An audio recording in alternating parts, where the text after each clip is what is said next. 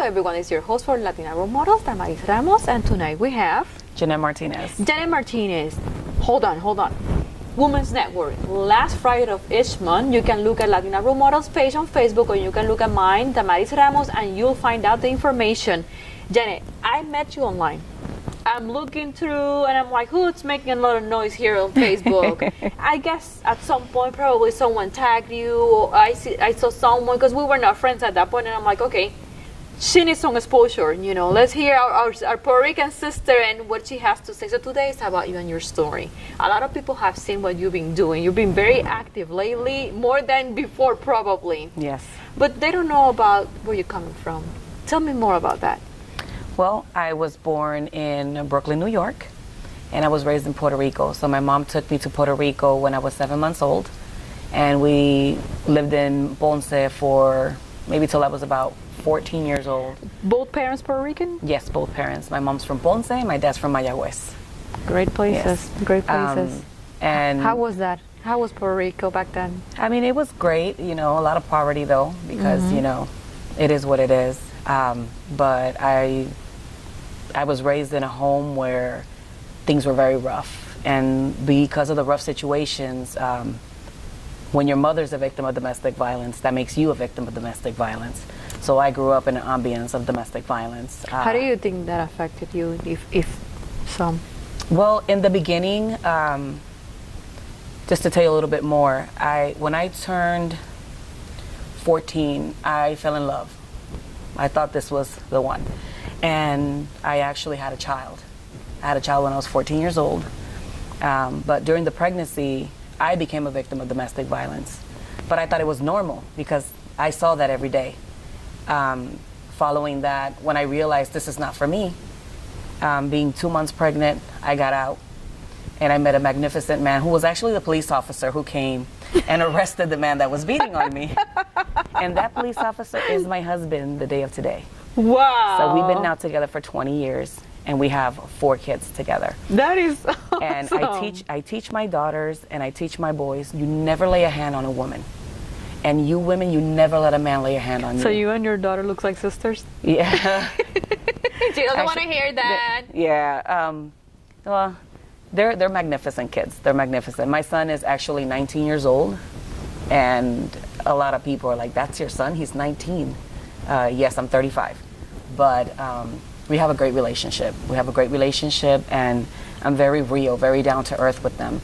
And I always strive to show them, you can do anything. You can be anything. I thought that since I had a baby at that age, I couldn't go to school. I couldn't finish school because I had responsibilities. So why are you there with school? My husband told me, I'm sorry, you don't get to stay home and do nothing and cry over your life. You go to school. And I went to night school. And I graduated high school. And I went to La Universidad del Turabo in Ponce.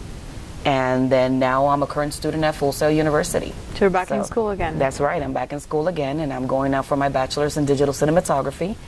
And my kids can't be more prouder. And I feel more proud because I can show them that it doesn't matter the adversity. It doesn't matter what you're going through. I'm built to be a fighter. So that's why I'm here, and I'm making noise because I'm running for county commission in District 2 in Osceola County. I want to fight for my community. I want to stand up and show what's right. So going back to, those days of being a victim of domestic violence, what can you give as an advice for women who are victims of domestic violence? As an advice, it's never going to get any better. You got to get up, you got to get out. There's many resources out there. There's a lot of ways. You go out to a store, if you're with the person that beats on you, now you put your thumb down this way. A lot of people know it, and it means that you need help. You need help. They'll call 911, and not too long ago, about 2 years ago, I had a woman run into my car. I didn't know what she was doing. I was like, what are you doing? She goes, my husband's after me. Can you take me? And I took her to the police station. Mm-hmm. So I was able to help this woman get out. And we make ourselves victims. It is up to us to say enough is enough. So I'm a very strong advocate for domestic violence. I don't believe anyone should be putting any hands on anyone. It doesn't matter if you're in a male-male relationship, female relationship. It's domestic violence is domestic violence, and we should be respected. If you love a person like you say you do, you don't put your hands on them.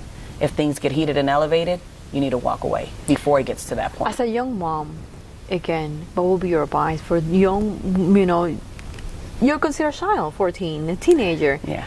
For teenagers out there that are probably holding back, they're not telling their parents, they're afraid of talking, or they're experiencing something related to, what would be your advice for them? My advice for teens, and it's funny you say that because I do this a lot, I tell them, at the end of the day, your best friend is your mom and your dad. You have to have that communication with them. You have to be able to say, look, I made a mistake, I did this with this person, and just own up to it. They're going to get upset eventually. It's going to go away, the anger, and they're there to help you. If not, there's many places that you can find help, additional help. Same thing with these early childhood clinics. There's prevention there. So even for the parents, I would tell the parents, if you think your child is a little bit more happier on the other end, take them to a place and prepare them. Give them whatever Birth control? Yes, birth control, just to prevent for them getting pregnant, because we can't control their bodies. We can't tell them when they're alone, we can't control that aspect. Some parents think like that will give them permission. However, I do believe that it's protecting them. What were some of your challenges as a young mom? Well, for many occasions, I tried to take my son to the hospital and a point, and they were like, well, where's your mom? And my mom had to sign all these papers, and they wanted to do some type of procedure on my son because I was so young when I had him. He had chronic Hirschsprung disease. And my mom got so mad. She was like, no, you're not going to do it. You're not going to touch my grandson. And then they kicked her out of the hospital for defending my son. And then I automatically became an adult. So now I was allowed to sign paperwork. But it was very, very weird for me to have to make decisions that my mom always made. It was very challenging. It's a small person trying to make big decisions. I guess that from a younger age, you became an adult and, mature fast. So then you moved to Orlando, or where? I moved to Kissimmee. I live in Kissimmee. I live in District 2. And how old were you when you moved to Kissimmee? 30-something, 28. I've been here for about 6.5 years, so 28 years old. How was that change from Puerto Rico to Kissimmee? Well, Kissimmee is our second Puerto Rico. Let's just say that, get it out there. So from Puerto Rico, I left to New Jersey. Okay. And then from New Jersey, I came to Florida, and it was like being back home on the island. I love my island. I just didn't think that I wanted to take my kids over there yet. So I'm here in Florida. I made Florida my home. I love Florida. I have a passion for everything that I do here in Florida. I have a passion everywhere I go. But for some reason, I feel like my roots have grown into the ground in Florida. So this is home for me now. So you told me you were working as a paralegal. As a paralegal. Tell me more about that. So you're working as a paralegal, and that's ignited something in you. So tell me. Yeah, so I'm working as a paralegal in a criminal defense attorney's office. So I'm very sympathetic. I have 2 brothers and 2 sisters, and I had a younger brother who was constantly getting in trouble. And I saw the suffering and the struggles of my mom. So I'm very sympathetic with the clients that we have and the mothers. And it's my nature of helping and being there for people. And I didn't go to school to be a paralegal. I actually started 2 jobs when I first got here to Florida. I was a waitress, and I was working in an amusement park, and then someone said, hey, I know an attorney who needs a secretary. And I said, okay. They said actually a receptionist. And then I was a receptionist for 6 days. I got promoted to secretary.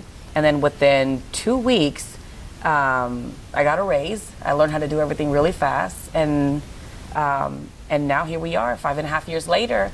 I'm a paralegal. I am a member of the Paralegal Florida Bar Association, and I am so proud of myself, and I'm proud of my kids, and for them being able to be a part of this accomplishment. because hard work pays off. So there's no challenge, basically. There is no challenge. For me, I see challenge as an opportunity to definitely grow. So that's what all women who have sit down here before, I think for me, at the end of the day, that's a summary. We turn challenges into opportunities. We don't let that to hold us back. We use that to push ourselves forward. That's right. And become the person that we wanted to be. So working there, you were in a meeting. So working as a paralegal opened many doors for me.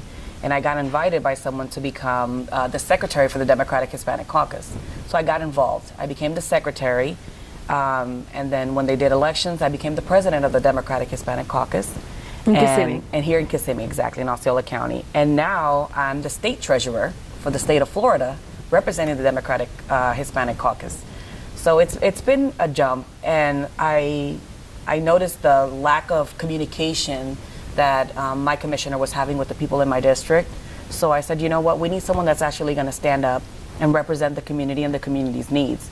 So with this political experience and my law background now, I decided to run for office.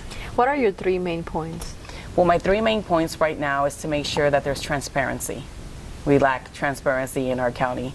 Also to represent and listen to the citizens in the county. I know you said 3. There's so many points to cover because of the lack of representation we're having. But we want to our issues are going to be homelessness, better affordable housing and helping on the homelessness, better safety for our roads, and to help with recreation and education. That is key because as a mother of 4, that's what I'm looking to strive for my family. So your motivation was mainly the lack of services, the lack of certain things, and that's where you're coming from to fill that gap. Yes, and having my son, he's 16 years old. Like I said, I have 4. My 16-year-old said, Mom, I'm going to go to Georgia because there's not really anything here for us. I don't want that for my family.